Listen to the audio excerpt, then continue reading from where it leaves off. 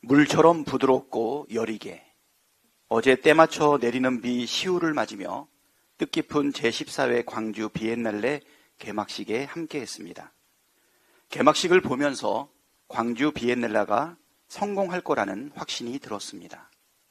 광주 비엔날레의 성공, 그리고 광주의 민주, 인권, 평화 정신이 세계 속에서 더욱 빛날 수 있도록 아낌없이 지원하겠다는 약속을 드립니다.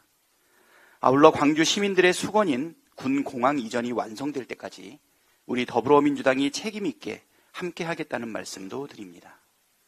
최근에 단비가 내렸지만 오랜 가뭄을 해소하기엔 덧없이 부족한 실정입니다.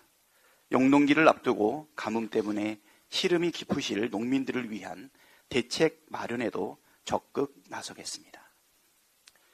민생은 정치의 본령입니다. 윤석열 대통령이 취임한 지 333일째 되는 날입니다. 그동안 외교는 자충우돌이고 경제는 엉망진창이고 민생은 방치되었습니다. 한마디로 나라가 캄캄한 숲속에서 길을 잃고 헤매는 형국입니다. 이 와중의 방향을 제시해야 할 윤석열 대통령의 언행불일치는 매우 심각합니다. 입만 열면 자유를 강조하는데 자유를 억압하고, 입만 열면 법치를 말하는데 유검무죄, 무검유죄 검사를 위한 나라를 만들고 있습니다. 삼권 분립도 심각하게 훼손되고 있습니다. 대법원 판결을 부정하는 강제징용 제3자 배상안을 밀어붙이고, 입법부를 무시하고 민생 법안인 쌀값 정상화법을 거부했습니다. 따가운 여론에 떠밀려 정부가 어제 쌀값 대책을 내놓았습니다. 논의하자고 할 때는 아무것도 하지 않다가 이제 와서 하는 척 신용만 내는 것입니까? 이러다 또 비판 여론이 높으면 주 69시간 노동처럼 괴담이라고 둘러댈 것입니까? 국민의 민생을 외면하는 정치는 존재의 이유가 없습니다. 그런 정치 우리 국민이 거부할 것입니다. 잘못된 허위 정보와 선동은 민주주의를 위협하고 국민의 의사결정을 왜곡함으로써 선거와 같은 민주주의의 본질적 시스템까지 와해시킨다. 윤석열 대통령의 신분의 날 축사 내용 중 한 대목입니다. 맞는 말입니다. 한 가지 사례를 들어보겠습니다.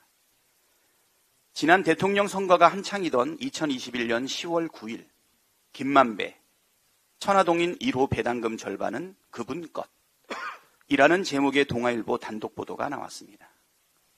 동아일보는 김만배가 천화동인 1호가 내 것이 아닌 것을 잘 알지 않느냐는 취재로 말한 대목이 정영학 녹취록에 있다고 보도했습니다.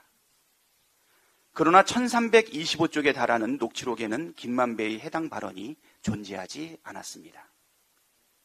의도했든 아니든 명백한 오보였고, 이 보도 이후 대장동 그분이 이재명 대표 혹은 이재명 대표 책이라는 억측도 무차별 제기됐습니다. 결과적으로 이 보도는 선거에 영향을 끼쳤고 지금까지도 녹취록에 해당 발언이 있는 걸로 믿는 국민도 많습니다. 당시 정영학 녹취록 전문이 공개되지 않았다는 점을 감안하면 검찰이 왜곡된 정보를 흘렸을 가능성도 매우 높습니다. 윤석열 대통령의 표현대로라면 민주주의를 위협하고 국민의 의사결정을 왜곡함으로써 선거와 같은 민주주의의 본질적 시스템까지 와해시킨 것입니다. 민주주의를 위협하는 검찰의 피의사실 공표와 공무상 비밀 누설에 반드시 책임을 물어야 합니다. 국회 법사위에 상정된 50억 클럽 특검 법안 처리를 두고 국민의 힘측이 반발하고 있습니다. 검찰은 뒤늦은 천화동인 6호 실소유주인 조우영 씨에 대한 압수수색을 하며 특검 물타기를 하고 있습니다. 이런다고 국민이 속아 넘어가지 않습니다. 특검에 반대하는 자가 주범이고 특검을 방해하는 자가 공범입니다.